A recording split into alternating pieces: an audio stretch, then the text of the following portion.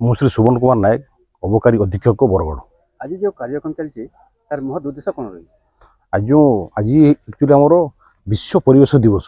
विश्व परिवेश दिवस रे आम बर्तमान आमर ये बर्तमान भटली अबकारी ऑफिस रे भटली अंचल विभिन्न प्रकार आमर जो मीडिया बंधु तथा लोकल पुलिस एवं लोकल आमर फायर अफिसर एवं आमर किसी स्वेच्छासेवी सहित आमर अबकारी स्टाफ मान द्वारा विभिन्न प्रकार विश्व परिवेश दिवस रे आम परिवेश को रक्षा करने विभिन्न प्रकार बर्तमान गछ लगे सहित विभिन्न प्रकार परिवेश विषय की सचेतनता कार्यक्रम आम बर्तमान आरंभ करुँ।